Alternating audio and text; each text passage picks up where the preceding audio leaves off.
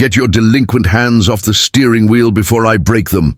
Sergeant Caldwell's shout echoed down Interstate 77, cutting through the sound of engines and fear.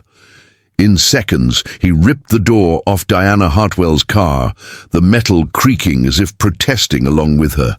Officer Turner pushed her onto the gravel shoulder, his heavy hand pressing against the back of her neck as he murmured, "Women like you shouldn't be driving cars like that, much less on that road." Caldwell's stun gun whizzed inches from her face, the electric crackle overlapping the noise of the trucks. "Don't look away," he hissed, holding Diana's chin. "I want you to remember who's in charge on this track." But when his fist came, her punch landed first, quick, precise, and so powerful that silence spread like an explosion. No one there knew that they had just laid hands on a commander of the Special Tactical Operations Unit, a woman trained to survive where few men dared to tread.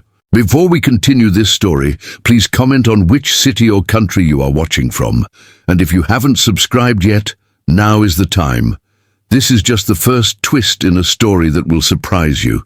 Commander Diana Hartwell drove her black pickup truck along the winding Interstate 77 in rural North Carolina, the late afternoon sun painting the fields gold and casting long shadows across the Blue Ridge Mountains. The road leading to her mother Martha's house had always been a refuge, a rare moment of silence after years on missions with the Special Tactical Operations Unit, where every second could be her last.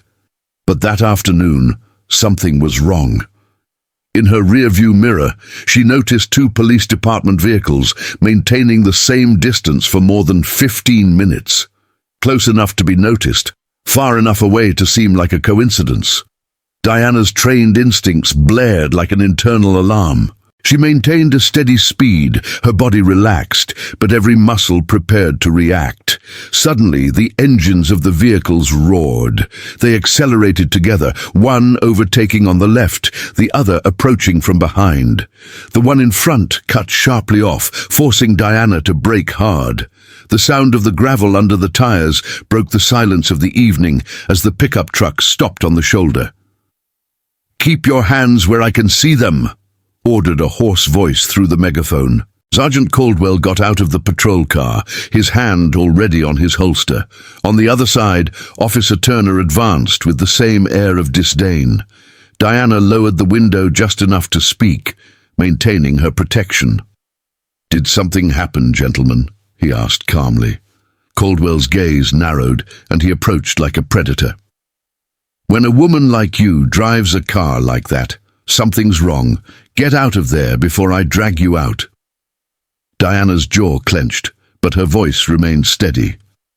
"This vehicle is mine, and I have the documents." "And did I ask you to speak?" he growled, pulling the doorknob roughly. Diana stepped out slowly, hands raised, feeling the heavy air of hostility. Her trained eye took in everything. Caldwell's tense posture, Turner's right flank, the third officer approaching the support vehicle. In seconds, the tension turned to aggression. Caldwell grabbed her shoulder and pushed her against the vehicle, the impact taking her breath away. "That's unnecessary," she said, controlling her tone. "I'm a military officer." Turner's knee struck his ribs. "Shut up. You always have excuses." Rough hands began to search her, with a brutality that had nothing to do with protocol. Diana remained motionless, every fiber of her body begging for a reaction. But she waited. She calculated distances, angles, breaths. "Not so tough now, huh?" Caldwell mocked, twisting her arm until pain throbbed in her shoulder. "Time to learn what respect is." The third policeman snapped his fingers, laughing. "Those girls only learn when we teach them." The stun gun pressed against her neck, the electric sound vibrating in the air. Caldwell's warm breath brushed her ear. Perhaps this will help the lesson stick. "You really don't want to do this," Diana replied, with a calmness that only someone who has faced death knows. Caldwell rew. "Oh, really? Then look at this." The crack of the exhaust filled the air.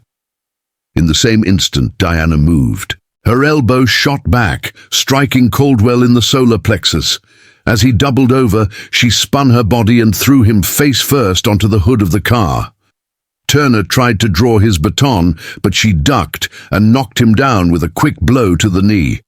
The third officer lunged forward, out of control. Diana disarmed him in one fluid motion, spinning him over her hip. The impact echoed on the asphalt. Caldwell staggered, bleeding from the nose, trying to reach for the gun. 2 blows, one to the wrist, another to the knee, made him scream. Turner tried to grab her from behind. Diana spun, throwing him over her own shoulder. He fell onto the hood, leaving a deep mark on the metal. The third man tried to get up, but fear had already overwhelmed him. Diana finished with a quick, precise, silent sequence. In less than 30 seconds, 3 men lay sprawled on the asphalt, groaning amidst the dust and shame. She remained standing, breathing steadily, her gaze fixed. The approaching sirens cut through the air, but Diana did not back down. She did not run. He stood there, motionless, as if he knew the real battle was yet to come, and that this time it would be against something far greater than 3 armed men. Sergeant Caldwell tried to get up, spitting blood onto the asphalt of Interstate 77. You're going to regret this." "No," Diana Hartwell replied softly, her eyes fixed on the first vehicles appearing on the horizon. "I'm not the one who will regret what happened today." The sun was already sinking behind the Blue Ridge Mountains of North Carolina, tinging the sky with fiery hues.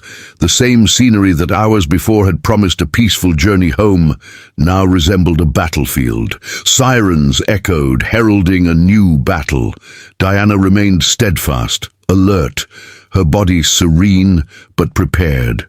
She knew this was only the beginning of a war she never sought, but from which she would never retreat. Lieutenant Brennan's patrol car came skidding, its headlights tearing through the twilight. The door slammed open with a bang like thunder. Brennan emerged like a storm of uniform and rage, his face hardened, his jaw clenched. "What the hell happened here?" he shouted, his voice echoing through the pine trees as he watched the 3 wounded policemen lying on the ground. Diana didn't move. She stood erect, motionless, with the same posture as someone still on a mission. Caldwell, supported on his knees, was panting.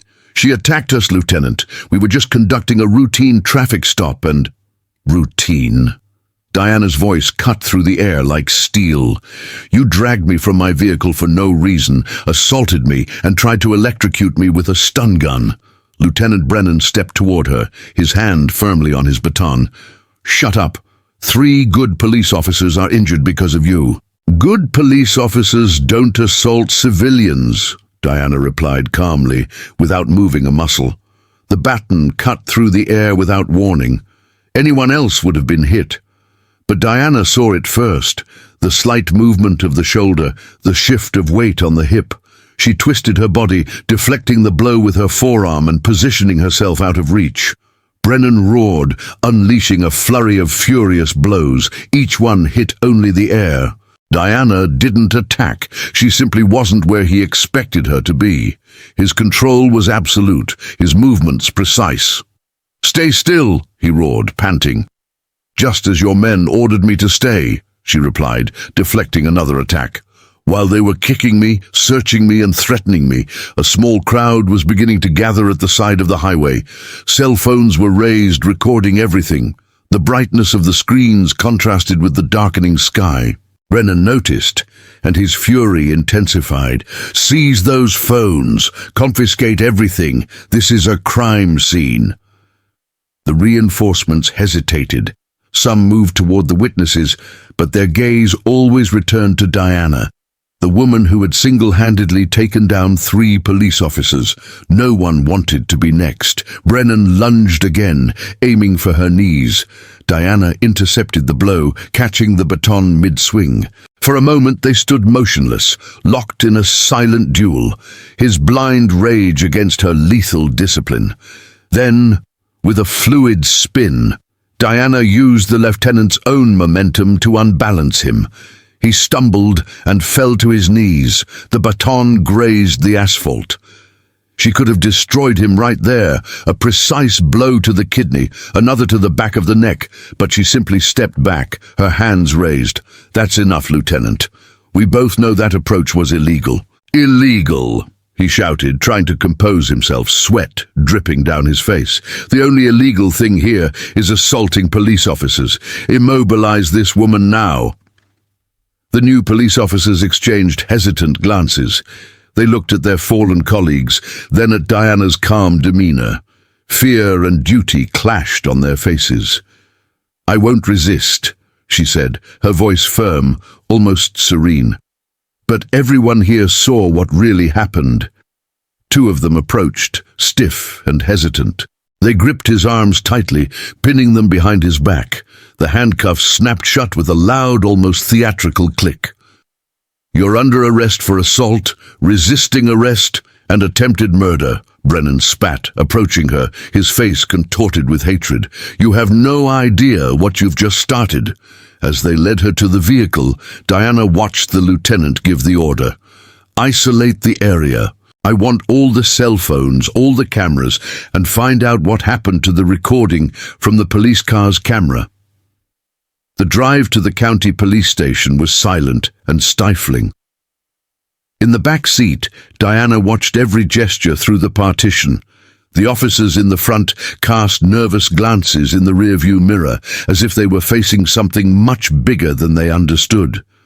Upon arrival, the process was deliberately slow. Each form, each photo, each signature was a carefully orchestrated ritual of humiliation. But Diana, resolute, noted everything, who looked away, who seemed embarrassed, who simply obeyed. She knew that night, a war had begun, and that for the first time, the abusive power of the uniform had met an enemy who knew exactly how to fight. From the reception area of the Caldwell County Sheriff's Office, Diana Hartwell observed everything with the calm of someone who knows how to recognize a cover-up in progress. Through the glass counter, she saw Lieutenant Brennan inside his office, gesturing and giving quick orders, coordinating the cover-up as if orchestrating a military operation. Police officers came and went at a frantic pace, each with a specific mission. One was carrying the hard drives from the patrol car cameras, another was typing what was clearly a falsified report. "The computer systems are having problems, sir," announced a tall policeman, his voice strained to sound natural. "We might lose some files tonight." Brennan's smile was short and cold. These things happen. Technology isn't always reliable. Minutes later, Diana was taken to an isolated cell, away from the others. The cold concrete walls reflected the pale light of the corridor. The metal bench was as hard as the guard's gaze. She sat with the impeccable posture of someone who had learned to find comfort even in discomfort. She had already slept in war ruins, crossed deserts, and endured missions in absolute silence. This, compared to what she had already faced, was just another night. Heavy footsteps echoed in the hallway. Lieutenant Brennan appeared before the bars, his expression once again confident, masking his anger with arrogance. "No judge in this county will believe your story," he said, banging his baton against the iron bars. "It'll be your word against that of 3 respected police officers. And look at you now, another violent criminal behind bars." The fluorescent lights flickered and buzzed on the ceiling as 2 officers led Diana to the registration area. Her muscles protested after hours on the metal bench, but she remained upright, unwavering. The air smelled of disinfectant and reheated coffee. "Processing for the initial hearing," a police officer murmured, avoiding eye contact. The sergeant on duty typed slowly, prolonging each keystroke as a provocation. Then the door burst open. Lieutenant Brennan entered with a thick briefcase under his arm. "It's not going anywhere yet," he announced, slamming his folder on the table. "I have some documents to fill out."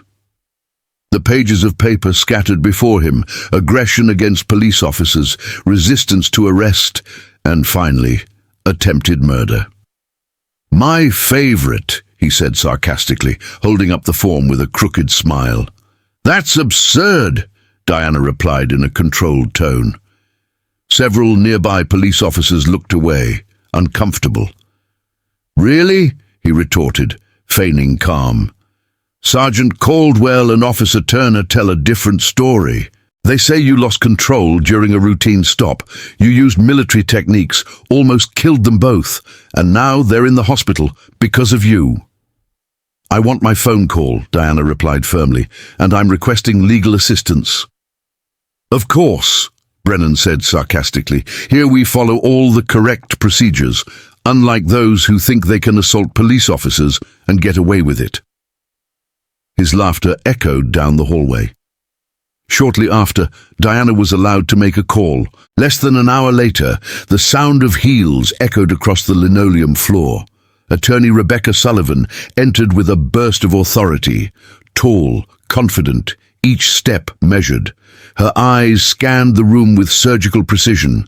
The soldier's nervousness, the hurried movement at the computers, the way Brennan hovered around the counter, feigning nonchalance. "I am representing Commander Diana Hartwell," she announced, her firm voice cutting through the air. "I want immediate access to all indictment reports and documents." Brennan tried to hold their gaze. "We're still processing the paperwork. These things take time." "Fascinating," Rebecca replied without changing her tone, "especially since the Carolina News Network is already reporting on the case. I saw the morning report about the dangerous veteran who attacked police officers." She leaned slightly toward Diana and spoke in a low voice. "This department has a history of protecting uniformed abusers. 8 similar cases in the last year, all hushed up, but they never tried to incriminate anyone with your record." Diana nodded discreetly. "The images from the police cameras will clarify everything." Rebecca gave a grim smile. "Let me guess, technical problems, right?" "That's a shame," Brennan interrupted cynically. "But we have sworn statements from 3 police officers." "3 identical statements, I imagine," Rebecca retorted coldly. "I will request federal oversight. The pattern of rights violations in this department has already crossed the line of what is acceptable." While the lawyer argued with the lieutenant about bail and charges, Diana observed everything with the precision of a strategist. She noticed who was manipulating the evidence, who was typing into the systems, who was pretending not to see. Every gesture, every glance was potential information. Through the windows, she could see the news vans gathering. A reporter was speaking live on camera, pointing at the building. On the television in the officer's room, the anchor was reading an official statement. "Sources within the corporation report that the suspect shows signs of emotional instability and may suffer from PTSD." Rebecca returned with a folder under her arm and a determined look on her face. "They're trying to control the narrative," he murmured, "but they've made mistakes. The timing of the reports, the missing images, the contradictions. It all shows there was manipulation." Diana crossed her hands on the metal table, her gaze calm and direct. "So let's do what they least expect. Let's play with the same weapons: discipline, strategy, and truth." The bail process took more than 2 hours. Each signature was examined with excessive zeal, each form reviewed twice, as if the goal was to wear her down. Lieutenant Brennan watched from a few meters away, his arms crossed, his presence serving as a silent threat. When she was finally released, Diana Hartwell stepped out into the scorching North Carolina sun. The cameras from the Carolina News Network turned to her instantly, flashes blinking, microphones moving forward. Attorney Rebecca Sullivan stepped in front, blocking the camera's view with her body. "No comment at this time," he said firmly. "Any questions should be directed to my office." The drive back to Hickory seemed surreal. Every police car that crossed their path slowed down, the officers inside craning their necks to look at her. Rebecca's words echoed in Diana's head. "They're going to try to isolate you. They're going to make you feel watched. Don't let them." The neighborhood where her mother lived was buzzing with curiosity. Groups of neighbors whispered on the sidewalks, the conversation ceasing when her car passed. A Carolina news van was parked on the corner. The reporter raised her microphone as soon as she saw it arrive. "I'm going to put my team to work gathering evidence," Rebecca said, parking in front of the house. "We need to act before they destroy more evidence." "Are you sure you want to stay here?"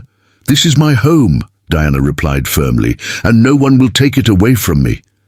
Rebecca nodded. "Call me if anything happens. And Commander, be careful. Men like Brennan are most dangerous when they're scared." Diana walked through the entrance, feeling the stares from behind the curtains, the hidden cameras, the distant hum of the press. Her phone vibrated incessantly. News alerts, anonymous messages, social media notifications. The local broadcaster's website featured the headline, "Former officer violently attacks police officers during arrest." Inside, the house was silent, the first true silence since his imprisonment. He closed the door, propped the phone on the counter, screen face down. Another alert vibrated. "Police union demands maximum penalty in assault case." She smiled slightly. They wanted her to feel surrounded, humiliated, powerless. But they didn't know who they were dealing with. Diana Hartwell had faced worse situations before, in places without laws, without cameras, without courts. Here, at least, there was a system that, even if corrupt, could be exposed and manipulated against those who used it to oppress. In the reflection of the kitchen window, she saw not the prisoner they had tried to fabricate, but the commander of the Special Tactical Operations Unit who still lived inside her. "I won't be intimidated," he murmured. "Not by Brennan, nor by the dirty uniform he represents." The sky over Charlotte dawned overcast, dense clouds obscuring the sun. Diana backed the truck out of the garage. The news vans had disappeared, but one patrol car remained parked 2 blocks away, barely hidden behind an oak tree. They weren't even pretending anymore. The cell phone vibrated, a message from lawyer Rebecca Sullivan. "Meet me at the office as soon as possible. The federal contact has agreed to hear from us." Diana checked her rearview mirrors. Another patrol car had pulled into the street right behind her. They were relaxing their vigilance, which only meant one thing: they were getting desperate. The Gateway Tower parking garage in downtown Charlotte loomed ahead, cold, silent grey concrete. She drove up to the 3rd floor, away from the cars on the lower levels. As she stopped, her trained instincts kicked in, the echo of her boots on the floor, reflections of movement in the car windows, the suspicious positioning of some vehicles near the ramp. Diana turned off the engine and grabbed the keys. "I know you're there," he said, his voice echoing through the empty floor. "Let's stop the charade." 4 policemen emerged from behind the pillars and cars. He recognized one of them, Detective Morrison, young, nervous, the kind of man who wants to prove himself. The other 3 were veterans, with hard faces and cold eyes. They all wielded batons. "The lieutenant sent word that you might cause trouble," said the taller one, tapping his leg with his baton. "So we came to make sure you understand how things work around here." Another one advanced down the wing. "Before you run into those federal agents, you know, accidents happen in parking lots." Diana remained motionless, observing. She measured distances, calculated angles, assessed the time between one and the other.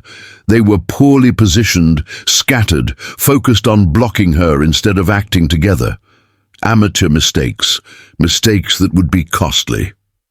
"This is your last chance to leave," she warned firmly, knowing they wouldn't listen. Morrison was the first to step forward. The baton strike came wide, impatient, predictable, and at the exact moment the air seemed to tighten, Diana Hartwell moved. Diana Hartwell moved with surgical precision. As Detective Morrison lunged forward, she redirected him with a swift turn, using his own momentum to hurl him against a parked car. The impact dented the door and knocked the air from her chest. The others came together, uncoordinated, impatient, relying on brute force. Diana retreated between the concrete pillars of Gateway Tower, turning the structure into both shield and weapon. A baton struck the pillar, where her head had been a second before. She grabbed the weapon, twisted the assailant's wrist, and hurled him at another officer. The metallic clash of batons echoed through the floor, followed by shouts and curses. Morrison tried to get up, but Diana didn't hesitate. One precise blow to the knee, another controlled one to the shoulder, enough to knock him down and take him out of the fight without serious injury. "Assault on federal authority now!" shouted one of the police officers, drawing a stun gun. "You're only making things worse." Diana moved before the shot was fired. She grabbed his wrist, redirecting the electrodes directly to her partner's chest. The crackle of the electric current filled the air, followed by a muffled scream. The man fell, his body contorted. Before the next officer could react, she slammed his arm against a pillar. The stun gun flew and ricocheted off the ground. The stronger one lunged forward with a roar, trying to pin her against the car. Diana seized his momentum, twisted her hip, and slammed him against the metal, the dry sound echoing off the concrete. He rolled, trying to get up, spitting blood, but found her baton in motion. A quick sequence of blows to pressure points left him immobile, clutching his numb arm. The last policeman, pale and hesitant, reached for the radio. Diana closed the distance in 2 steps. She grabbed his wrist, twisted it in a wrist lock, and made him fall to his knees. "Stay on the ground," he ordered firmly, applying just enough pressure to make the warning clear. "Unless you want to explain to the orthopedist how you dislocated your own shoulder." The garage was filled with the sounds of groans and heavy breathing. Diana took a deep breath, regaining her composure. She picked up her cell phone and began documenting everything: the fallen weapons, the damage to the cars, the position of each police officer. She sent the photos to Rebecca Sullivan with a brief message. "Attempted assault in the parking lot. 4 police officers neutralized. I need backup." Detective Morrison tried to speak, his teeth clenched in pain. "You don't understand. He's going to kill us if we don't stop him." "Then I should have thought twice before working for him," Diana replied, inspecting each one. No serious injuries, but all out of commission. Footsteps echoed from the floor below. Civilians began to go upstairs, drawn by the noise. "There's a fight here! Call the police!" someone shouted into the phone. Diana gathered the weapons, arranging them for the photos, perfect proof of the ambush. The distant sound of sirens grew louder. She turned calmly, walking toward the exit ramp. Behind her, the groans of the police officers echoed like a chorus of shame. Outside, the cool morning wind brought the reflection of the red and blue lights on the downtown buildings. Diana crossed the street, cell phone in hand, texting Rebecca. "Delay expected. They're coming from all sides." Minutes later, she was already seated at the lawyer's desk. Rebecca Sullivan's office, bathed in afternoon sunlight, was covered in folders, newspaper clippings, and photos of the parking lot. Each image was a piece of a larger puzzle, a portrait of corruption within the police department. "They're distorting everything faster than I expected," said Rebecca, pointing to the cover of the Charlotte Observer. "Unstable ex-military man attacks police officers in parking lot." Diana analyzed the text, her eyes fixed on the quotation marks from anonymous sources that described her as a public threat. Her jaw clenched.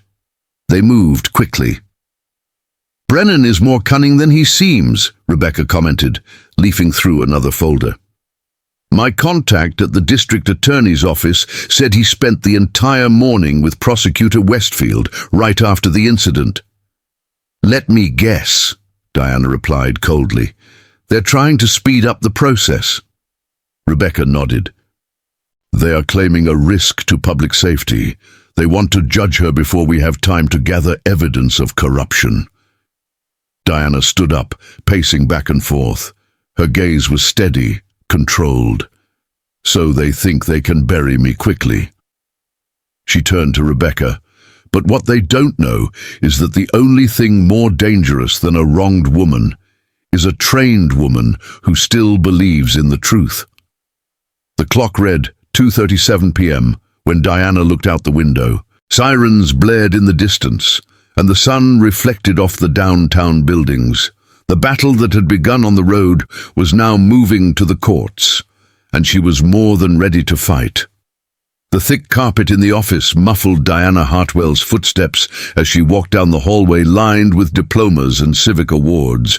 Each frame reflected the weight of Rebecca Sullivan's credibility, but what truly filled the room was silence, a tense silence, as if preceding a war. "They're desperate," Diana said, stopping in front of the shelf full of codes and files.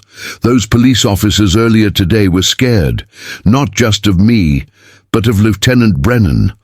One of them even said he would kill them if they failed." Rebecca sighed as she leafed through a new file. "This confirms what I've been hearing. 3 complaints in the last year from police officers saying they were forced to falsify reports.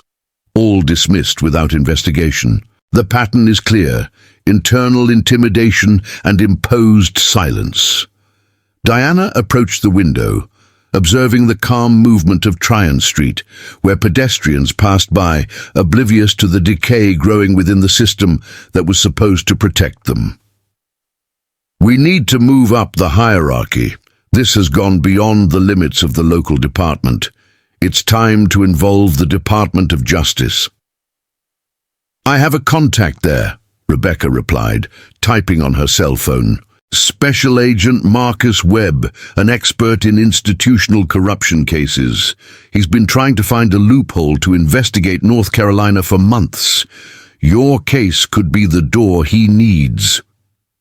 "Call him," Diana said, her voice firm, "but know that Brennan will react as soon as he finds out." Rebecca looked up from the screen. "He's already reacting." She turned the monitor, showing a recently arrived email. "A court employee just sent me this. Brennan called an emergency meeting with his aides. Doors locked, no official records."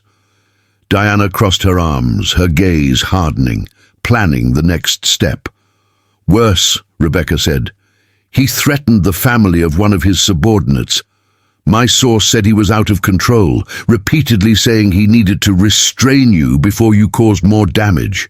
Diana took a deep breath. "He's showing weakness. Confident leaders don't threaten their own men, but wounded animals. Those are the most dangerous. And he's turning the entire department into his personal guard dogs," Rebecca added. A soft knock on the door interrupted the conversation. The assistant entered with a stack of documents. "These just arrived from the Charlotte Department of Transportation." Rebecca flipped through the pages quickly, her expression turning grim. "They're issuing a ticket for your vehicle, Diana. Expired registration, missing license plates, faulty equipment, all fabricated." "They're trying to create a false history," Diana assessed. "A trail of paper." "Exactly," Rebecca said, spreading the copies across the table. "Each fine is a future justification for stopping you again. They're building a pattern of harassment." Diana scanned the papers, noticing the meticulous care in each forgery. "They're learning. Before, they tried brute force. Now they're using bureaucracy as a weapon. That's why we need federal intervention." Rebecca was already dialing the phone. "Agent Webb can freeze these citations, preventing new notifications, but we have to act fast." "How long until he arrives?" Diana asked. "If I manage to speak to someone today, maybe in 48 hours. But that gives Brennan 2 days to make things worse." Diana nodded. "Then I'll be ready. They won't catch me by surprise again." Rebecca hesitated. "There's one more thing." He pulled a document from his folder. "Brennan has filed a request to revoke your bail, alleging that you represent a danger to the safety of the police officers involved." Diana raised her eyebrows. "Judge Patterson? Is he the one who will review the request?" "Yes, and guess what?" Rebecca replied dryly. "He plays golf with Prosecutor Westfield every Sunday." Diana let out a slight bitter laugh. "Charlotte may seem like a big city, but the system here is a closed club. Yes, it's a circuit for protection and silence. Breaking that won't be easy." Diana gathered the papers, putting them away carefully. It never is. But systems like that always have weaknesses. We just need to find the first one. The drive back home was tense. She kept her eyes on the rearview mirrors, but the police cars seemed to be keeping their distance, for now. The setting sun painted the buildings in somber orange hues, reflecting exactly what she felt. A war lurking. When she parked in front of her house in Dilworth, the night wind stirred a series of citations taped to the door. The sheets fluttered like warning flags, cold and bureaucratic. Diana tore them off one by one, analyzing the perfection of the forgeries. There, on the silent sidewalk, under the last glimmer of light of day, she understood the true magnitude of the battle. It wasn't about her anymore. It was about exposing an entire system, an empire of corruption disguised as authority. The air grew colder as night fell over the city. Summonses in hand, Diana gazed at the horizon of city lights and murmured, "Let them come. I've fought dirtier wars than this one." And as she closed the door, the distant sound of a siren cut through the silence, reminding her that from then on, every step would be a battle for truth and survival. The neon signs of Miller Lite cast a sickly glow over the parking lot of McGrath's Tavern, one of Charlotte's oldest and most police-frequented hangouts. The sun hid behind the low building, tinging the sky with purple and orange hues, the kind of twilight that heralded trouble. Diana Hartwell chose that time with precision. Shift change, the moment when the bar was packed with off-duty police officers, half-drunk and full of bravado. The wooden sign above the door was worn, almost illegible, but the name was still enough to inspire respect and fear. Diana took a deep breath, adjusted her coat, and pushed open the heavy wooden door. The effect was immediate. Conversations ceased. Glasses stopped halfway. Eyes met, some in astonishment, others in pure hatred. The air was thick with the smell of stale beer and hostility. At least 15 police officers occupied the tables, scattered throughout the room amidst the low sound of a radio playing old country music. All eyes turned to her. Diana walked with military calm, the sound of her boots muffled by the worn pavement. The bartender, a burly man with grey hair, Frank O'Brien, approached with visible discomfort. "Water," she said simply. He served in silence, then retreated to the back of the counter where a group of police officers whispered, trying to disguise their tension. Diana didn't turn around. The mirror behind the bar gave her a perfect view of the surroundings. In the corner, Officer Turner sat with 4 colleagues, his face flushed with alcohol. His voice, loud and booming, stood out from the others. "I told Brennan not to worry," he said, laughing. "Judge Patterson will take care of everything. He always has, ever since we were recruits." One of her colleagues gave her a nervous look, but Turner laughed even louder, clearly wanting to provoke her. "And what is she going to do now? The images are gone. Lieutenant Brennan took care of it personally. He stayed up until dawn, deleting everything. Without evidence, it's her word against ours. And we know very well how that ends in Patterson's court." Diana took a slow sip of water, registering each word. Looking in the mirror, he saw 3 police officers by the pool table begin to move, blocking the path to the door. They had drunk too much. They moved heavily, uncoordinated. Diana stood up. The entire bar seemed to hold its breath. Each of her steps toward Turner's desk sounded loud, echoing off the wooden floor. "Those recordings showed everything, didn't they?" she asked calmly. "That's why Brennan was in such a hurry to delete them." Turner's face hardened. "You're too brave to come in here. I'm just confirming facts," Diana replied firmly, "like the fact that Judge Patterson accepted bribes to get corrupt police officers off the hook." One of the drunks behind her put his hand on her shoulder. "It's time for you to leave, madam." Diana didn't move. "Take your hand away or finish what you started." Another approached, his breath heavy with whiskey. "You're at a disadvantage here." "One last warning," Diana said in a low voice. The third one advanced. She dodged, redirecting his movement. The man crashed into a table, breaking glasses and spilling beer all over the floor. The first one tried to hit her with a punch. Diana blocked it and made him spin, hitting her own partner instead. The two stumbled, cursing. A third person grabbed a chair and raised it like a weapon. Diana positioned herself calmly and let him come. The move missed, and the chair exploded against the counter, shattering bottles. Diana responded with a swift blow to the solar plexus, knocking the attacker down in a single movement. The others tried to surround her, but she moved with a calculated force. A blow passed inches from her head. She responded with a precise elbow strike, knocking another officer to his knees. The last one stepped back, his face contorted with fear. Behind her, chairs were being dragged. More police officers stood up, but no one approached. They had seen enough. Diana turned to Turner, who was now sweating profusely. The images, Turner. Brennan deleted everything, didn't he? He hesitated, his voice trembling. You're crazy to come here. Answer. Yes. He erased everything. The patrol car cameras, the system file, everything. He spent hours there. Happy now? Diana tilted her head extremely. She looked around. Several cell phones were recording. Perfect. More witnesses. Attorney Rebecca Sullivan will love this. And he raised his voice. Does anyone else want to confirm Judge Patterson's connection to the department? Absolute silence. The three fallen policemen groaned on the ground. Frank O'Brien had disappeared, probably calling for backup. So that's it. Diana took a deep breath. Good night, gentlemen. None of them tried to stop her. They watched her pass by, a mixture of fear and shame in their collective gaze. Outside, the night air was cool and light. The first stars were appearing over Charlotte. On the horizon, the sirens of the police department echoed belatedly, cutting through the air like an omen.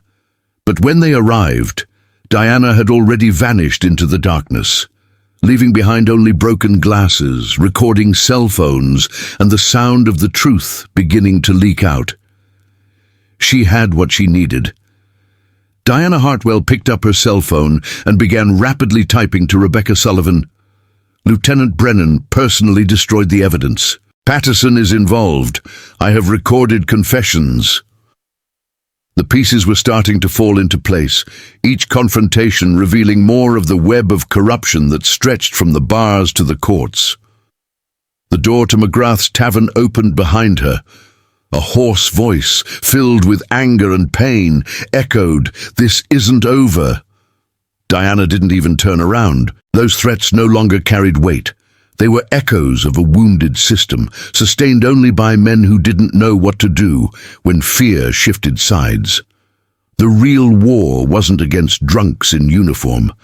It was against the mechanism that protected them, against those who used the law as a shield for their own impunity. She got into the pickup truck, watching in the rearview mirror as some police officers staggered out of the bar, confused and defeated. Their illusion of power had shattered along with the chair one of them had tried to use as a weapon. Diana started the engine, her fingers firmly on the steering wheel, already thinking about the next step.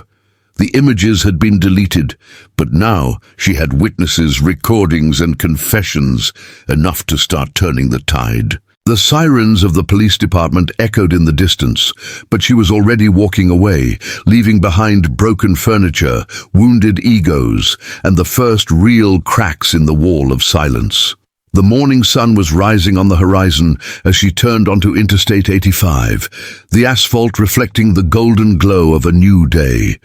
On the screen, the cell phone displayed the report she had compiled during the early morning hours. Destroyed evidence, confessions, links between Brennan and Patterson. The truth was there, recorded and ready to explode. Then a flash of blue and red filled the rearview mirror. A police car, a Tahoe model, appeared right behind her. Diana adjusted the speed, exactly within the limit. But the vehicle remained too close, intimidating. From the distance, she recognized the face behind the steering wheel, Sergeant Dalton, one of Brennan's most loyal guard dogs. "Here we go," he murmured, gripping the steering wheel. The police car moved into the opposite lane, pulling alongside the pickup truck. The partner, Officer Hayes, stared intently, his expression hard, the look of someone who had come to finish what others had failed to do. Diana remained calm, observing every movement. The first impact came as a warning, a sharp jolt that made the tires squeal on the asphalt. Diana reacted with complete control, pretending to lose her bearings while adjusting the camera on her already turned-on cell phone. "Come on, show us what you came here to do," he murmured. Sergeant Dalton accepted the challenge. He floored it and rammed his SUV into hers, the engine roaring. The impact was brutal, but Diana was already prepared. With precision honed over years in the field, he kept the car under control, swerving just enough to avoid the guardrail. Ahead, the road made a sharp turn, flanked by a deep ditch. Dalton accelerated, trying to push her off the track.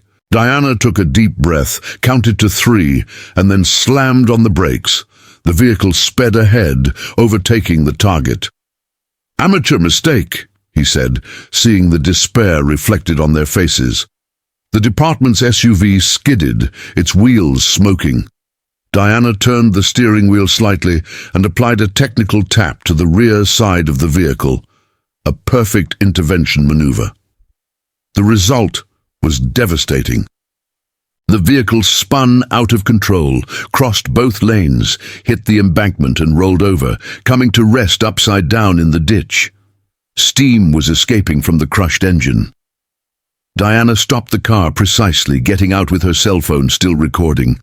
Sergeant Dalton kicked the door open, staggering, his forehead covered in blood. "You're dead," he shouted, his voice trembling. "Stay where you are, Dalton," Diana said, her tone cold. "Your hands are visible." Officer Hayes came out the other side, trying to reach the radio. "Unit 47, police officer injured." But Diana was faster. 2 punches, sharp, technical, efficient. Dalton fell before he could draw his weapon. Hayes barely had time to react. She brought him down with a precise sweep, immobilizing him with the weight of her own body. "No shots were fired," she said calmly, gripping his wrists tightly. "Just as there was no reason for you to take me off the road." "Brennan is going to kill you for this," Dalton groaned.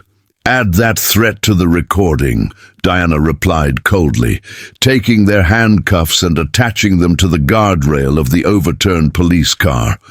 The entire confrontation lasted less than 2 minutes. Diana reviewed the videos. Every second was clear. The deliberate attack, the attempted murder, the final threat.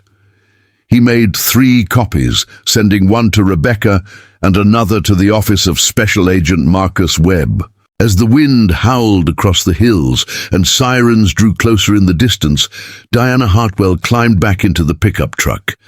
The engine purred softly as she resumed driving, her gaze fixed on the horizon. The game had changed, and now the hunt was hers. Steam still rose from the twisted hood of the department vehicle, mingling with the dust and the metallic smell of spilled oil. The broken front axle lay on the red dirt of Interstate 85, and the hydraulic fluid slowly seeped out, disappearing among the rocks. Diana Hartwell watched the 2 men on the ground, Sergeant Dalton and Officer Hayes, with a cold, unwavering gaze.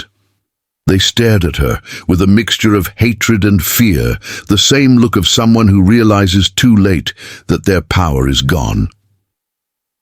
"Do you know what the difference is between us?" she asked, her voice firm. "I could have easily killed you both." She pointed to her cell phone, which was still recording. "Instead, you will live to answer for everything you've done." Officer Hayes, trembling, spat. "Lieutenant Brennan owns this county. You have nothing."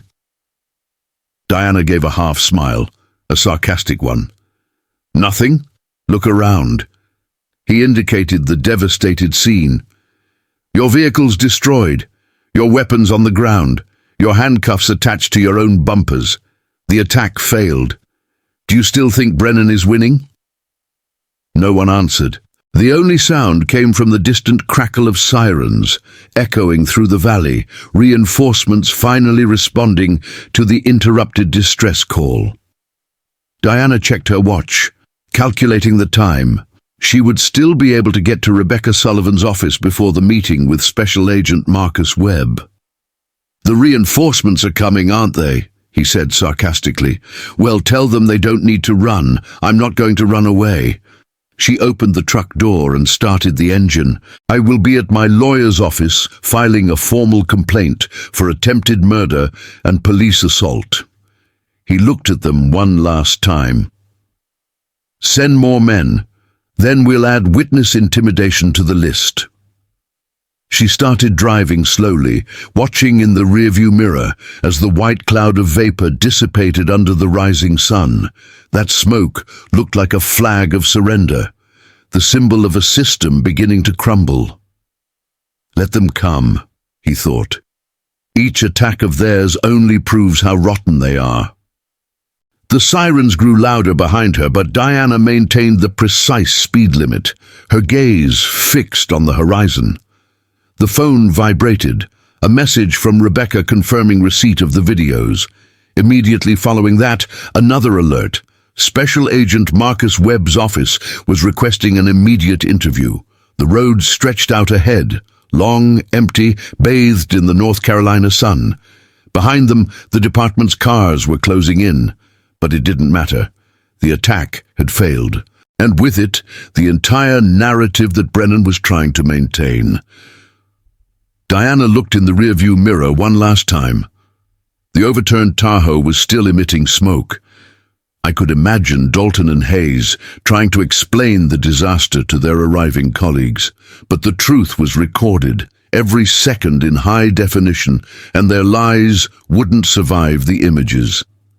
She entered Charlotte's urban area, the traffic thickening, her heart racing with urgency, not fear. When he arrived at Rebecca Sullivan's mirrored office building, the clock read 9:42 a.m. The cool morning breeze blew through the 8th-floor windows, illuminating the files, printouts, and videos scattered across the meeting table. Diana removed the jacket, still dusty from the road, but didn't waste time on appearances. "They're getting bolder," Rebecca commented, examining the photos of the confrontation. "Attempted murder in broad daylight.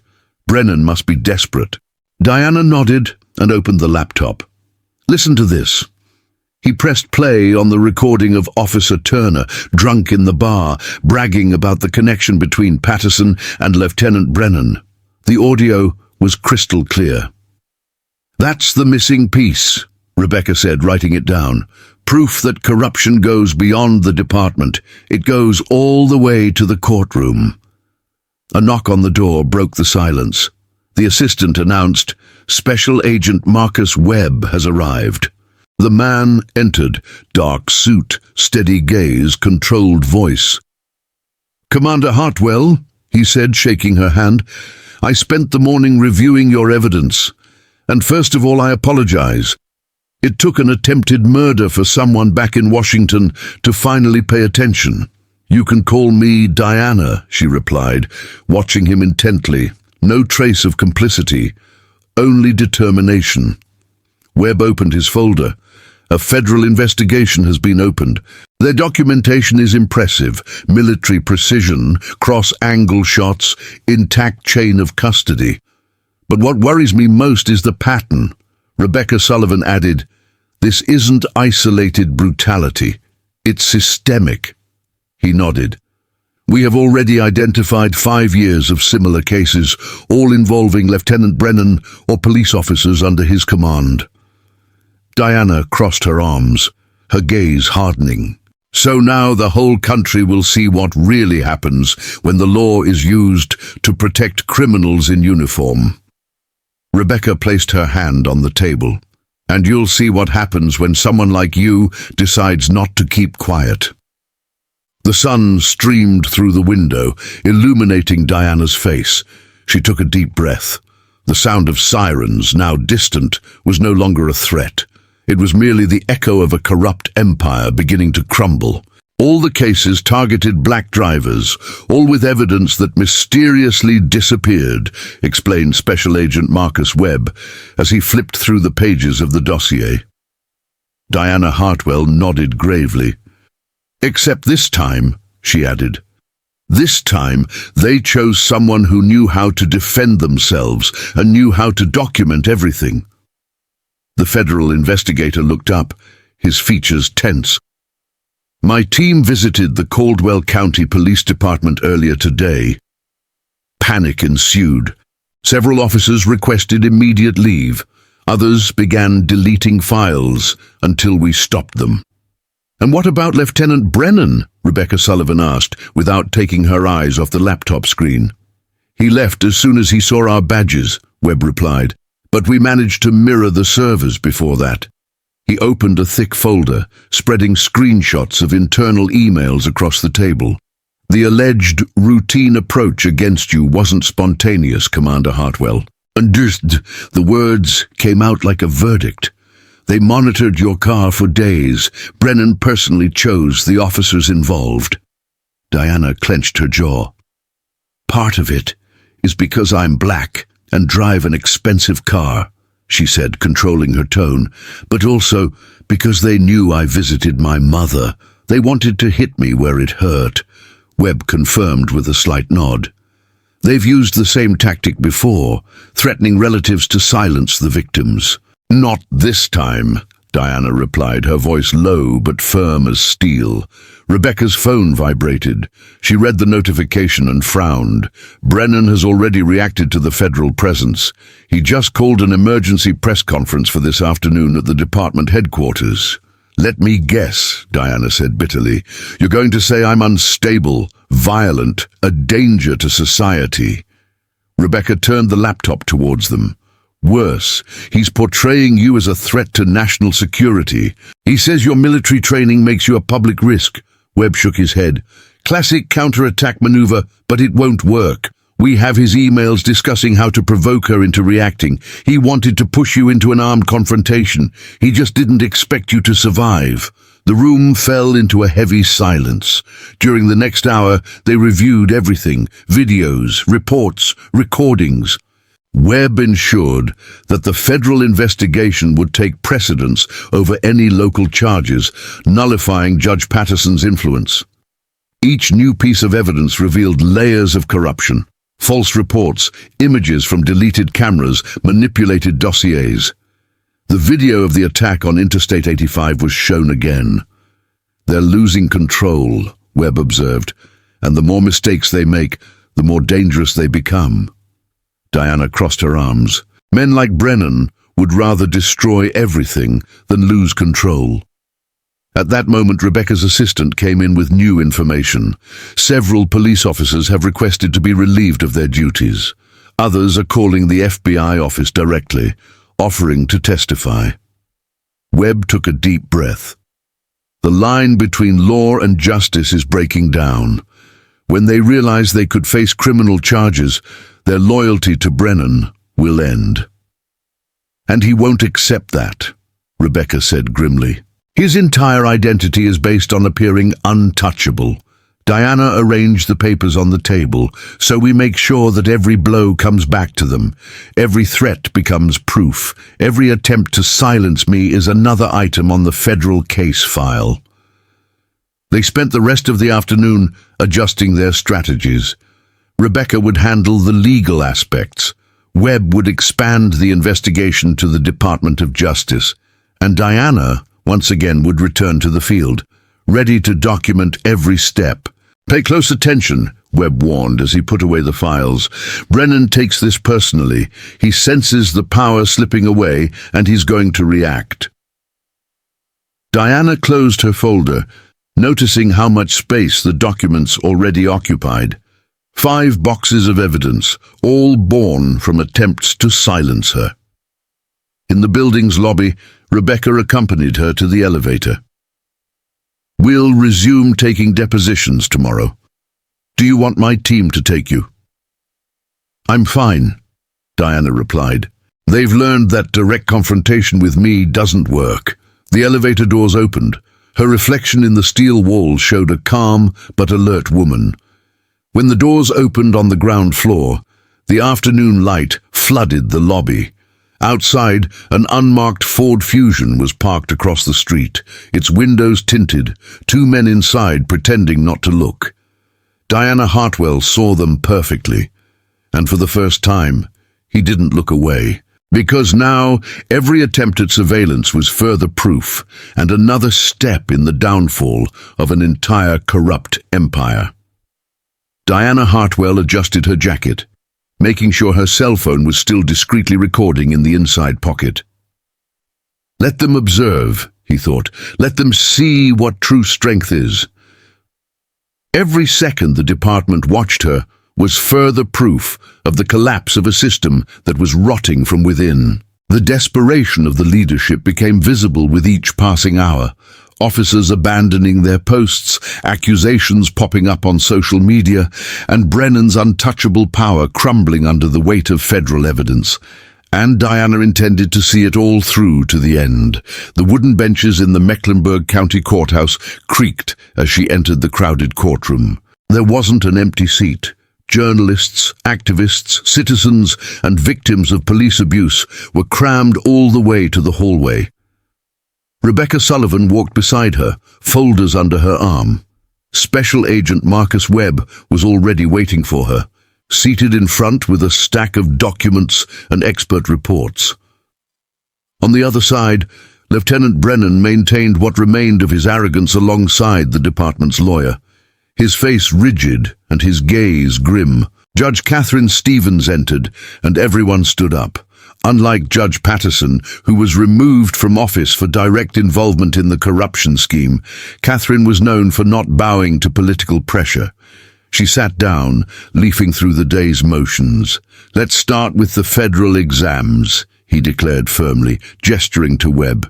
The investigator approached the workbench with a digital recorder and the authenticated transcripts. "Your Excellency, during our investigation into the department's body cameras, we discovered files hidden under incorrect categories.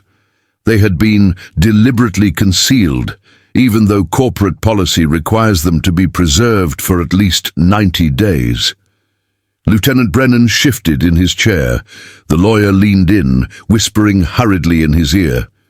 Webb connected the audio system to the mixing console.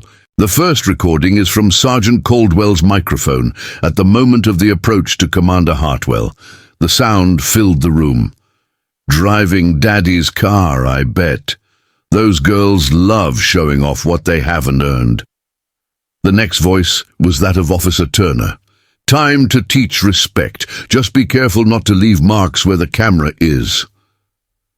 A heavy silence fell over the audience. The audio continued, capturing laughter, insults, and preparations for the use of force even before eye contact with Diana. Rebecca Sullivan stood up. "Your Excellency, this demonstrates premeditation and racial motivation. They decided to attack before any order to approach." The department's lawyer tried to respond. "Tampered evidence, Your Excellency." The judge raised an eyebrow. "The FBI has confirmed its authenticity. Continue, Agent Webb." The investigator reproduced the second excerpt. Impactful sounds, gruff voices, muffled laughter, and then the buzzing of the stun gun, followed by Diana's calm and controlled voice. "You don't want to do that." The recording has finished. The room is silent. Some reporters were holding back tears, others were typing frantically. Even the judge's expression wavered for a moment. "These recordings are unequivocal, Your Excellency," Rebecca said. "My client reacted in legitimate self-defense to an orchestrated, prejudiced and criminal attack." On the other side, Brennan blushed, the veins in his neck bulging. The department's lawyer tried to stand up, but Webb silenced him with another document. "Internal emails, Your Excellency," he said, handing over the copies. "They show that Lieutenant Brennan personally selected black drivers for inspection operations." The judge read silently for a few seconds. "And the testimonies?" he asked. 3 officers resigned after refusing to participate. All confirmed the scheme to persecute and destroy evidence. The department's lawyer raised his voice. "This is a circus. This evidence was obtained without a warrant." "They were obtained through regular federal protocol," Webb replied, "and they reveal conduct inconsistent with the law and the uniform they wear." The judge nodded slowly. "I agree. The material is clear." He paused briefly, looking into Brennan's eyes. "And disturbing." Diana watched him intently. Every muscle in his face trembled. The image of authority, the symbol of decades of impunity, crumbled live before the cameras and the public. The judge placed her hands on the papers. "Based on this evidence, the charges against Commander Diana Hartwell for assault and resisting arrest are dropped. Their actions constitute legitimate self-defense in the face of abuse of authority, racial violence, and violation of civil rights." A wave of murmurs swept through the hall. Lieutenant Brennan stood up, furious. "This is outrageous. That woman attacked my men. We can't let people like her get away with it." "Lieutenant Brennan!" The judge's voice cracked like a whip. "Control yourself, or you'll be arrested for contempt." There was total silence. Diana Hartwell's gaze remained fixed on his, steady, serene, unbreakable. And at that moment, it became clear to everyone in the room. The empire of corruption had finally encountered resistance. Rebecca Sullivan stood up firmly, her gaze fixed on the judge. "Your Excellency, considering the irrefutable evidence of civil rights violations, we request the complete dismissal of the charges against my client." Judge Catherine Stevens did not hesitate. "That's how it will be done." And after a brief silence, he added, "Furthermore, I'm referring the case to the Civil Rights Division of the Department of Justice for a full investigation." The hall erupted in murmurs. Years of abuse were finally having consequences.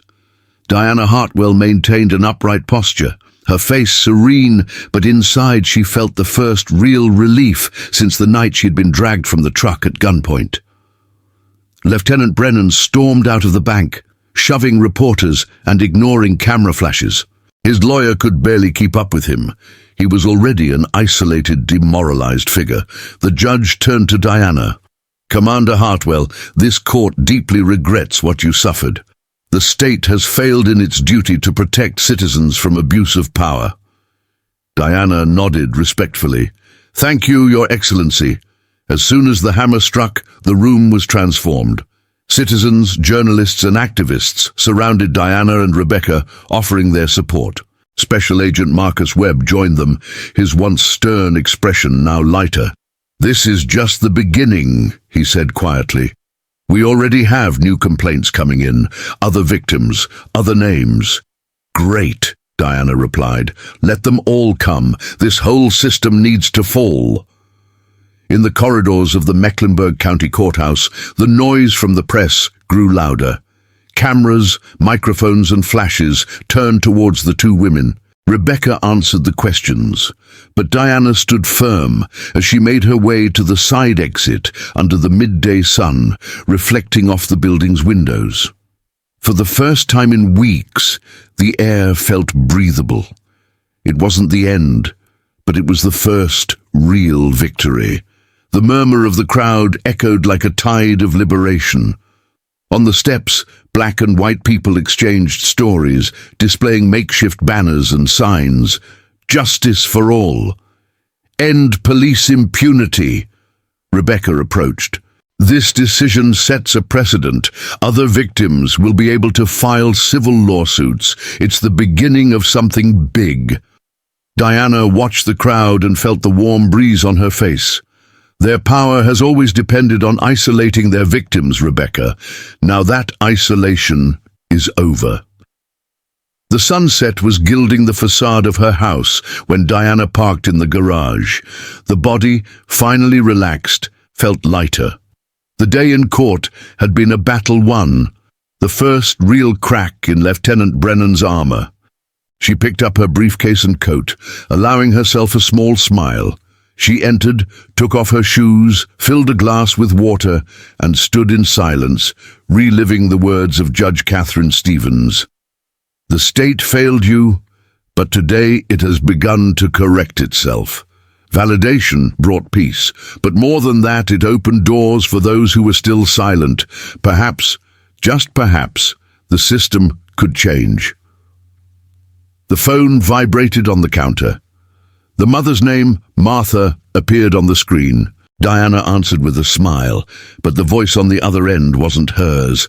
Diana! It was Betty Lawson, the neighbor. Her voice was trembling and hurried. They're here, 4 police cars. They just broke into your mother's house. The glass fell from her hand and shattered on the floor. Adieu, what? Who's there? The department's leadership. They're saying it's about obstruction of justice and tampering with evidence. His mother is on the balcony, and they are being rude, pushing, yelling. Diana was already grabbing the keys. Call Rebecca now. Tell her everything that's happening. I'm on my way. She ran out, her heart racing. Before I could even reach the car, my phone exploded with notifications, alerts, messages, mentions. All with the same headline, Violent Past of Former Commander of the Special Tactical Operations Unit comes to light. Diana's hands went cold. The link opened. His service photo, in combat uniform, was featured on the cover. Below, a venomous text. Internal sources within the police department reveal a history of emotional instability and aggressive behavior on the part of the former commander. Distorted excerpts from classified missions were used to insinuate that she was dangerous. Even the names of colleagues killed in operations had been exploited, turning grief into defamation. The phone rang again. Rebecca. They're crucifying you on every channel, she said bluntly. Brennan managed to leak intelligence material. This came from inside the system. They are at my mother's house, 4 police cars. I know, I've already sent people there, but Diana, this is coordinated. They're trying to destroy you publicly before the case goes to federal court.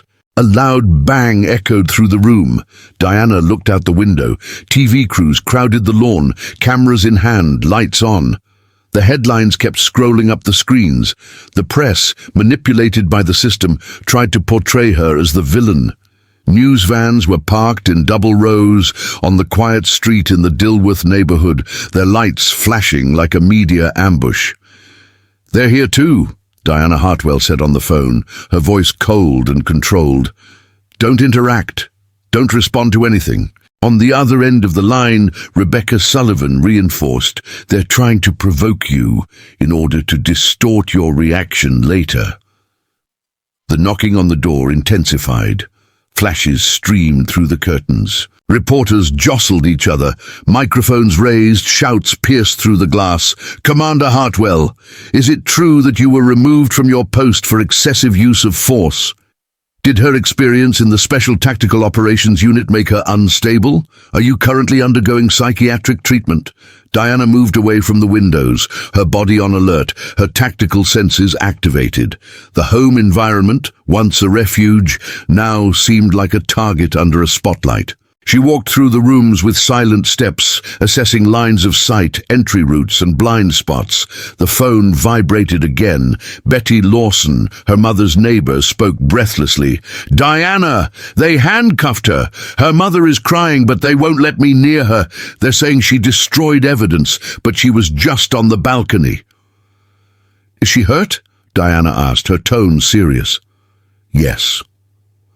They held her tightly by the arms, and she's asking for her heart medication. They won't let her take it. Keep her, Betty. I'll send my lawyer. The knocking on the door was now a sound of punching. The chorus of questions outside turned into a spectacle of cruelty. Decorated commander, or dangerous vigilante? How many deaths were committed under your command? How many police officers have you attacked? Diana walked through the house, darkening the rooms, turning off the lights, reducing outside visibility. The photographer's flashes briefly illuminated the room, like warning shots. The phone vibrated again. Rebecca, your mother is being booked at the Mecklenburg County Women's Detention Center. Brennan signed the warrant in person. We are trying to get bail. Another message arrived soon after. They're portraying you as unstable and dangerous.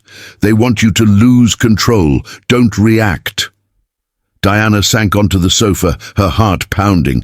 The walls seemed to close in on her, stifling the air. Every victory, every sacrifice, now transformed into ammunition by the enemy.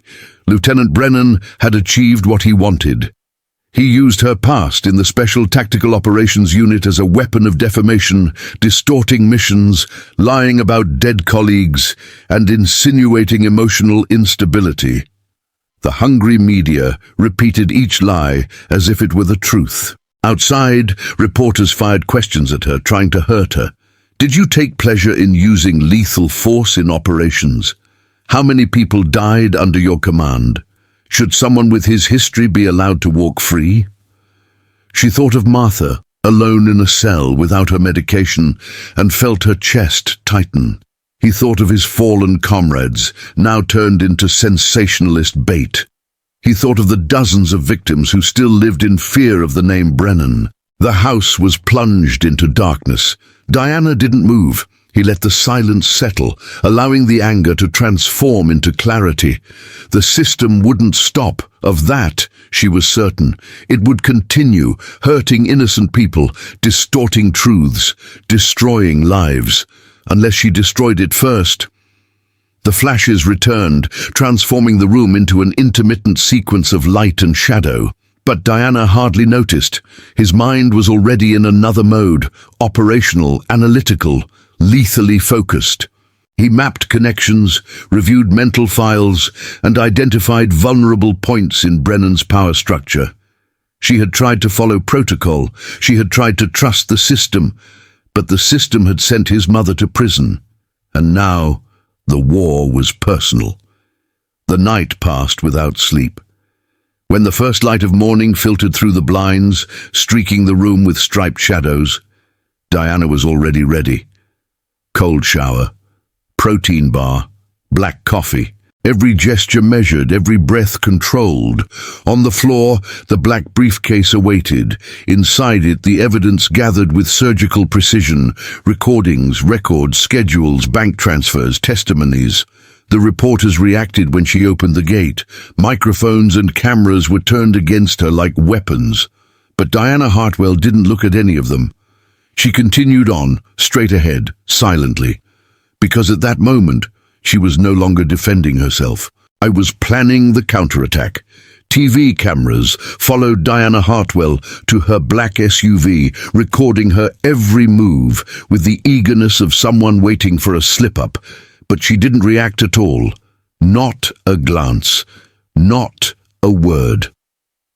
20 minutes later, she entered Rebecca Sullivan's office in downtown Charlotte, where Special Agent Marcus Webb was already waiting for her. The two watched, with somber expressions, a segment of the morning news, headlines swirling on the screen about the alleged unstable past of the former commander of the Special Tactical Operations Unit. They're exploiting the unbalanced veteran narrative, Rebecca said, lowering her voice. Your mother is still detained and has no visitation rights. I know what comes next, Diana interrupted, placing a thick folder on the table. Brennan will continue until someone dies. So let's end this first. She opened the folder and began spreading out files organized with military precision. Spreadsheets, photos, bank statements, email copies, everything meticulously labeled. Private security companies and outsourced prison operators are making millions off Brennan's special operations, Diana explained. Quotas for targeting specific communities, bribes disguised as consulting, emergency contracts without bidding. Marcus Webb raised his eyebrows as he leafed through the documents. How did you obtain these financial records? Contacts who owed me favors. Everything verified and authenticated. She pulled out another folder, marked with a red ribbon. 3 years of footage that Brennan claimed was erased due to a technical glitch. Backups on the department's private servers reveal a pattern: harassment, abusive use of force, and fabricated arrests to inflate statistics. Rebecca leaned forward. This is what we needed, but it's dangerous, Diana, very dangerous. I know, she replied coldly, but it's also inevitable. These companies leave a trail, and every trail is a bomb ready to explode. Webb was flipping through one file after another. The level of coordination between the police command and the prison directors is frightening. This is systemic corruption. Then let's expose everything, Diana interrupted. Show the money, the contracts, the messages. Show how much they profit from fake arrests. Rebecca spread more reports, already putting together a series of lawsuits. If we act quickly, we can guarantee immunity for police officers willing to inform on others. It's already underway, Webb replied. I have an FBI task force ready, but we need to act before Brennan realizes what we have. If he gets suspicious, he'll destroy everything and disappear. Diana looked up. Then let's force him to react. The investigator frowned. How should I react? Without thinking, she took out one last envelope and opened it on the table. Surveillance photos, Lieutenant Brennan in secret meetings with executives from prison companies, late-night meetings in parking lots, transfers in brown envelopes. He's already paranoid, Diana said. When this gets out, he'll believe someone in his inner circle betrayed him. He's going to start making mistakes, and that's what we want. Rebecca crossed her arms, tense. This will also make him dangerous, Diana. You're messing with the heart of his empire. Great, she replied coldly. I want him to feel threatened. I want you to bring all your henchmen, all those who cannot afford a federal investigation. Webb stared at her for a moment. Are you telling me that you intend to use yourself as bait? I'm saying I'm going to finish what I started. Your team cannot act without proof of criminal intent. I will get that. She pointed to an open map on the table. A vehicle depot belonging to the disused department on the outskirts of Gastonia. It's isolated with no civilians, and we've seen his agents meeting there. It's where he feels safe. A perfect spot for an ambush, Webb murmured. Exactly. Rebecca shook her head, distressed. It's suicide. No, it's strategy. She looked at the clock. Within 24 hours, he'll know he leaked my location. He'll want to settle things the way he always has, with violence. A tense silence filled the room. The distant sound of traffic contrasted sharply with Diana's deadly calm. When he comes, she said finally, he won't realize he's already being filmed. And when the sun rises, the whole country will know who he really is. Late in the afternoon, Diana Hartwell's sources confirmed what she already expected. There was movement at Lieutenant Brennan's camp. Police officers were being discreetly summoned, and voice messages were deleted shortly after being sent. Unmarked vehicles were rushed to the vehicle depot of the deactivated department in Gastonia. The trap was set, exactly as Diana had predicted. When night fell, she parked 2 blocks from the place. From the driver's seat, he watched headlights approaching in succession, the muffled sound of engines, and curt orders over the radio. Inside the barbed wire fence, yellow security lights cast distorted shadows on old cars, containers, and chains. The cell phone vibrated. Message from Marcus Webb. Vigilance in position. There's still time to wait for reinforcements. Diana did not answer. He put his cell phone in his pocket and got out of the car, the cold night wind hitting his face. His tactical boots made almost no sound on the cracked asphalt. The breeze swayed the fence, producing a sharp, metallic sound, a prelude to confrontation. Inside the field, muffled voices mingled with the sound of guns being cocked. Lieutenant Brennan had gathered all the police officers involved in his schemes, men who knew too much, who couldn't afford to let the truth come out. Diana moved through the shadows of the containers, her body relaxed, but her eyes analyzing every detail. The air smelled of oil and rust, the atmosphere a labyrinth of metal and tension. In the center of the courtyard, Brennan waited, surrounded by a dozen armed police officers. "You just couldn't let it go, could you?" he shouted, his voice echoing off the metal walls. "You had to provoke us until you forced us to act." Diana kept her gaze fixed. Every container, every chain, every tool thrown on the ground was a potential weapon or a shield. "No one leaves here until she is arrested," Brennan announced, raising his arm. The police officers exchanged nervous glances. Some were wielding batons, others iron pipes. Two kept their hands close to their holsters. The cold air made their breath come out in mist. "Last chance," Diana said firmly, her voice low and controlled. "Anyone who leaves now will be removed from the list of federal suspects." A young officer, Jennings, the youngest of the group, took a step back, visibly hesitant. But Lieutenant Brennan turned to him, his gaze fierce. "If you take one more step, your career is over. Everyone here is committed. There's no turning back." Jennings froze, fear etched on his face. Diana mentally registered the movement. It would be the first breaking point. "Take her away," Brennan roared. The first man stepped forward, swinging a heavy chain. Diana dodged the blow, grabbed his wrist, and twisted it precisely. The metal fell to the ground with a dry crack, and the policeman screamed in pain. She pushed him back, disarming him. The silence was broken. "The attack has begun." 3 came from behind, 2 from the side. Diana moved like water, diverting, blocking, using their strength against them. A baton whizzed past inches from his head. She bent down, grabbed the attacker's arm, and threw him onto another man. The sound of metal against metal echoed through the courtyard. A pipe blast struck the nearby container, scattering sparks. Diana spun her body, landed a precise blow to the attacker's solar plexus, and leaped backward, escaping a current that was coming towards her. The terrain became a chaotic battlefield. She stepped back toward a tall container, studying their movements. 3 approached from the front, trying to surround her. Instead of retreating, she propelled herself with one foot against the side of the container and rose in a fluid motion, gaining an elevated position. "Don't leave her up there," Brennan roared. "Get her down." 2 police officers began to climb, 1 from each side. Diana waited. When the first one reached the top, she stepped hard on her toes.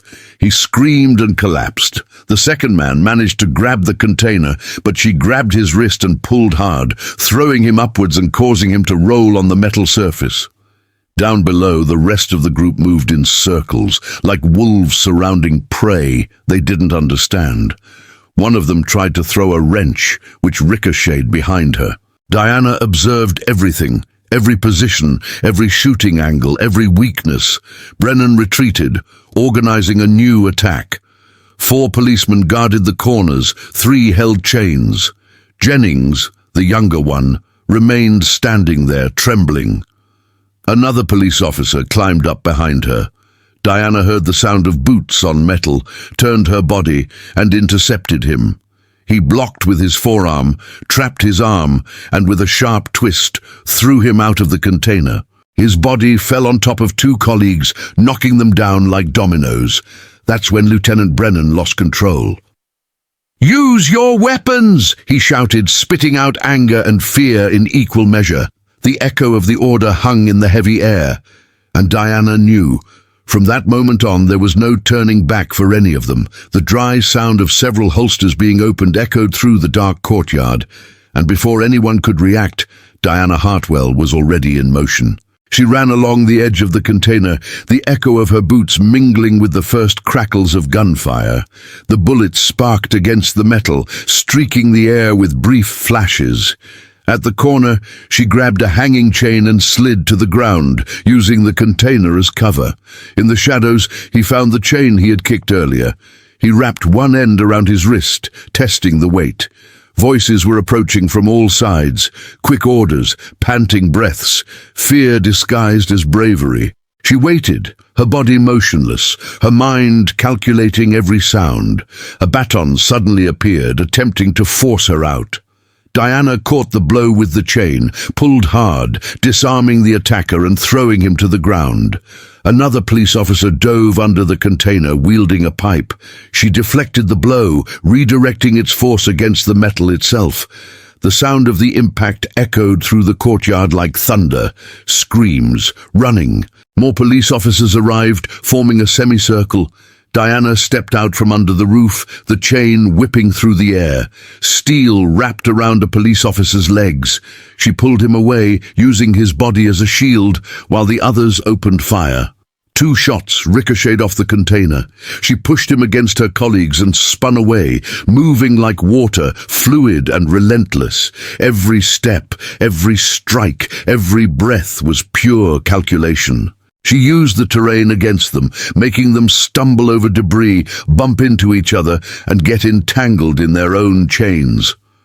Officer Jennings, the rookie, finally stepped forward with a piece of pipe, his hands trembling. Diana disarmed him almost delicately. "Stay on the ground," he said quietly.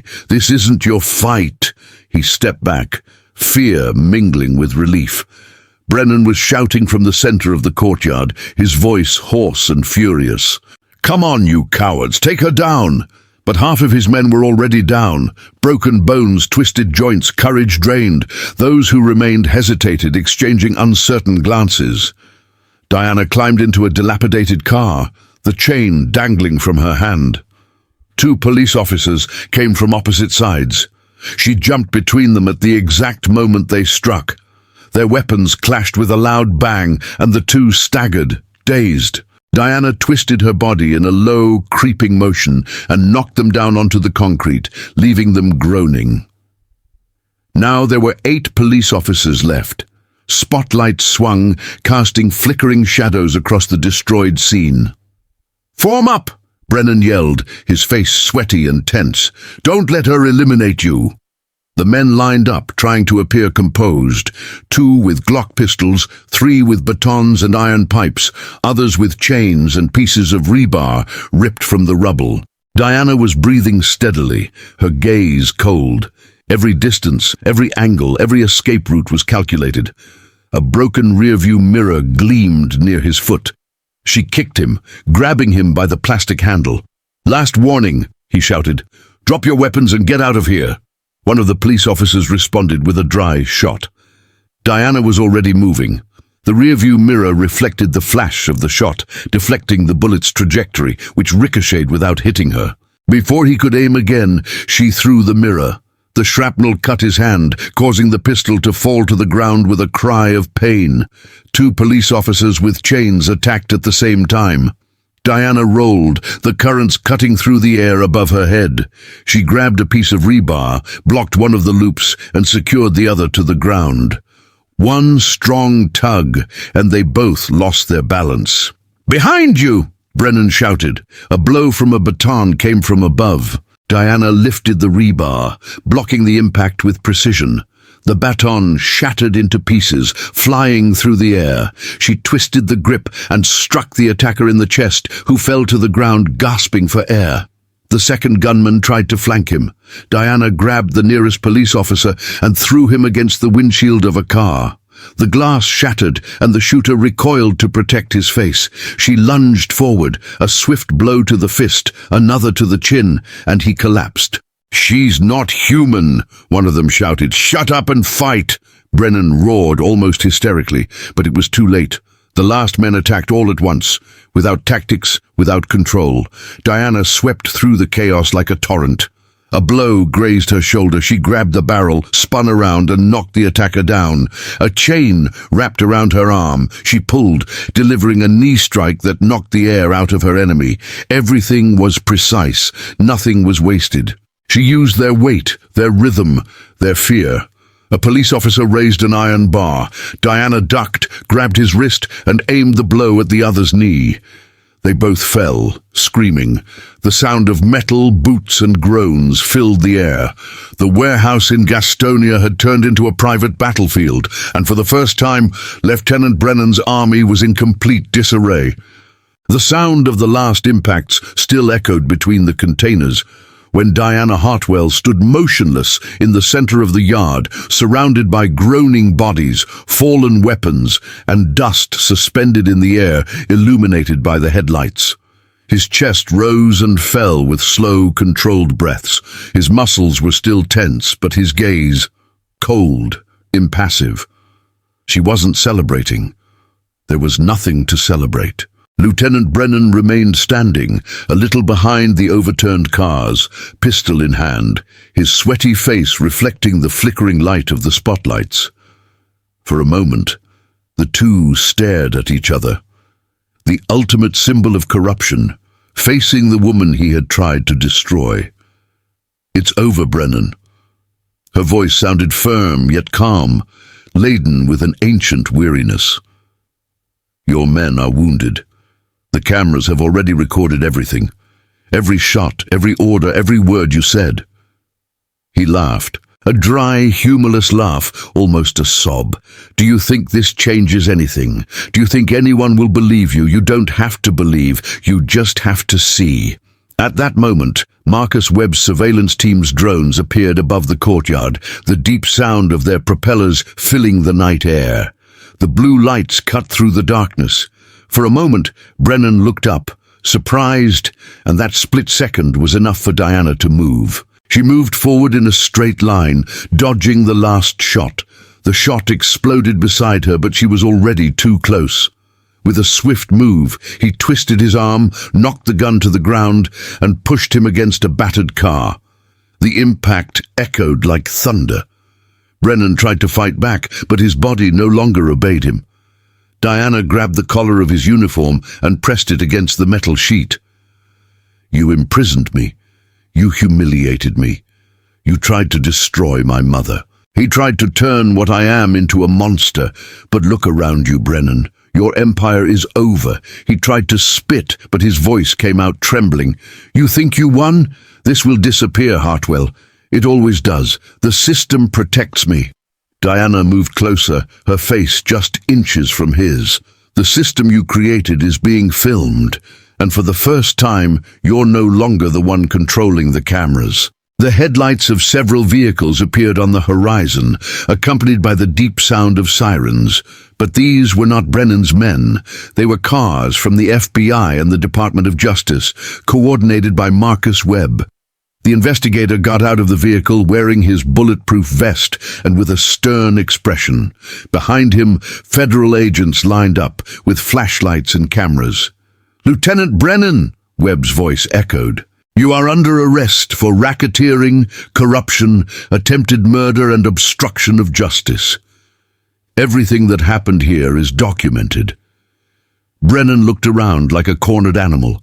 The men who had previously followed him were now being carried away on stretchers, handcuffed, with their heads bowed. The courtyard floor was a collage of dirty uniforms, chains, and blood. And in the midst of it all, Diana remained motionless, her face smeared with dust, and her eyes fixed on him. "Take him away," said Webb. Two federal agents approached, but Brennan struggled, trying to resist.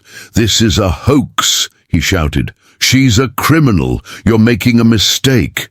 "The only mistake," Diana replied, without moving, "was thinking that no one would have the courage to confront you." The handcuffs snapped shut, with a click that sounded like the end of a cycle. For a moment, silence filled the courtyard. Webb looked at Diana, and for the first time his expression softened. "You did it." She shook her head slowly. "Not yet. He was just the visible face. The rest is scattered, in companies, in city halls, in contracts. Yes, today was the first step." Camera lights started flashing from outside the fence. The press, alerted by Rebecca Sullivan, arrived at the scene. The lenses captured the image of Diana standing between burning cars and police vehicles, the wind lifting her hair, the moon illuminating the outline of her silhouette. It was the image of a war won with great difficulty, but also the harbinger of other battles to come. Webb walked over to her and handed her a cell phone. "That's your mother." Diana took a deep breath before answering. "Mother." "I'm fine, my daughter. replied the trembling voice from the other end. "The lawyer got me out of here. I saw you on TV. Everyone saw you. You did what no one else had the courage to do." Diana's eyes welled up with tears, but she maintained her composure. "I only did what was right."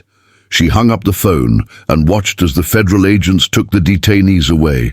In the sky, the drones were still circling, recording everything. That recording would be broadcast live in a matter of minutes. In every home, on every screen, the country would see what really happened behind the walls of the county's most feared department. Rebecca Sullivan arrived shortly after, her heels clicking firmly on the concrete. "The broadcast has already started." She showed her cell phone. The aerial image of the courtyard was on all channels. "Operation Clear Night," the caption read. "Now, no one can deny it," Rebecca murmured.